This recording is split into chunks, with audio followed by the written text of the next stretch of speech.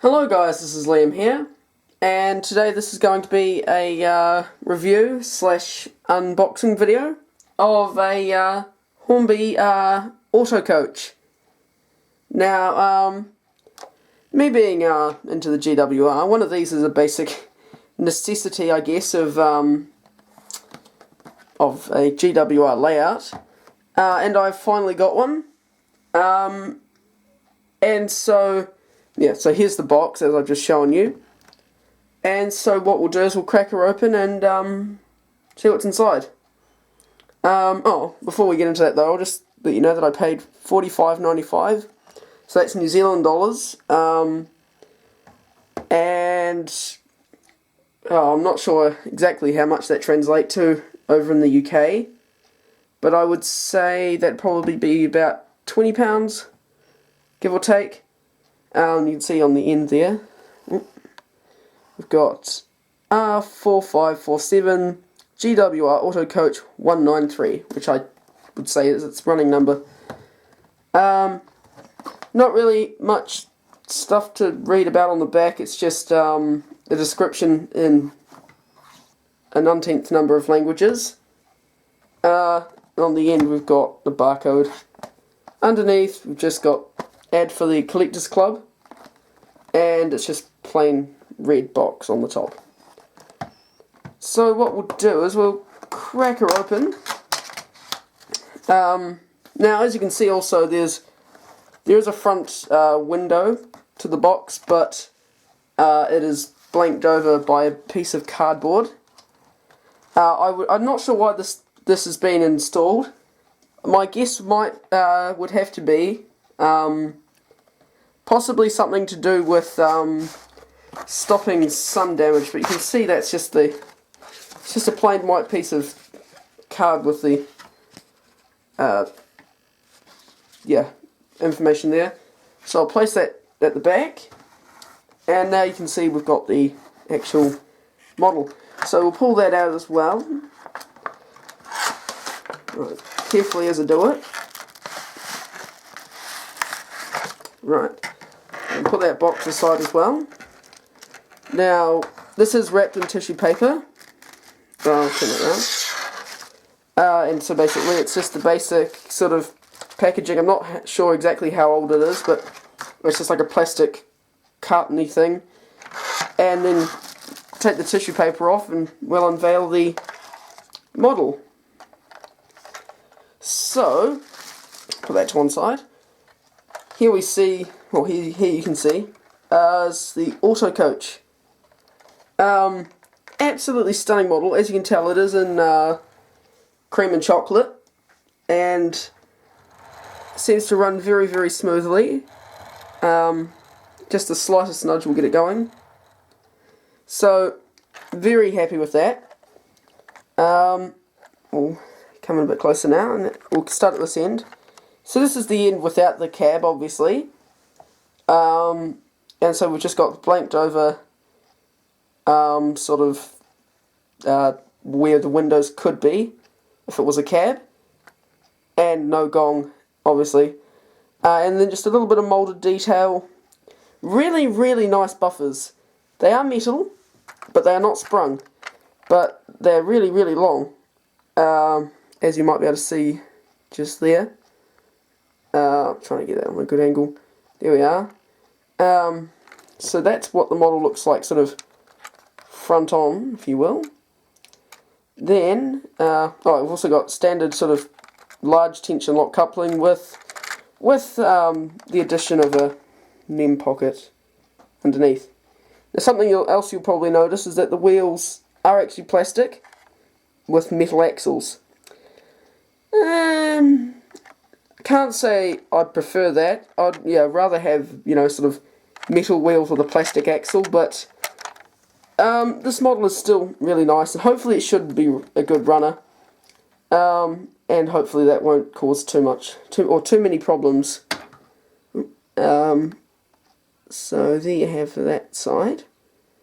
Coming round, come onto this side here first. Now you'll see that there is a nice, very, very nice livery application. at the top you can see they've got the dark coloured streak right along the top, with the very finely applied cream streak, followed by more dark, and then cream. And on the windows you can see there's actually like a, I'd say that'd be printed on, like a grill looking thing. Obviously that won't actually be for anything mechanical, I wouldn't say, because it says luggage, so that's just probably protection for the windows, in case there was a derailment to stop luggage from breaking the windows. But you can see there it does say luggage, and that is very, very finely written down. In fact, the camera probably can see it just about better than I can. And we've got handrails, which are also moulded. Now, something else that I thought might be worth mentioning it now is that this model did actually come, where is it, yeah, seem to have forgotten it, some little handrails to add onto the side, which I haven't done yet for the purpose of the video, just so you can see how it looks like fresh out of box. So, coming further around, you can see that's where the little holes where the handrails will go. As you can see there, it's number 193. And the detail on the bogies is okay, I guess. It could be better, but not bad really. I mean, it's actually quite 3D. I don't know how to really show you it, but it sticks out quite a bit. But not overriding the actual side of the model, just it's quite in depth. You can see we've got rivet details along the chassis, which is a really nice touch. Just adds to it. And coming along, we have even more windows, obviously. And then you can see we've got, it says GWR and we crest there. It's actually quite good focus, considering how close I'm holding this to the camera. Sorry for the shakiness. But then we've, coming along, we've just got more really, really nicely applied livery application. And then we've got the door at the front here, and that brings us to the front of the model. Now the front of the model is pretty much the same as the back of the model. Only obviously this time there's windows and the gong, which I think could be separately fitted. Well, it'd have to be really, because it does actually stick out there, you can see. So, yeah, really nice model. As you can see, I have it did actually come with a coupling on the front, but I have taken that out because it looks a bit better. Because this would be, in theory, that would be the, there wouldn't be a loco attached to this end of it anyway, but the coupling is just there. So, that's the front of the model. Again, metal buffers, but are not sprung.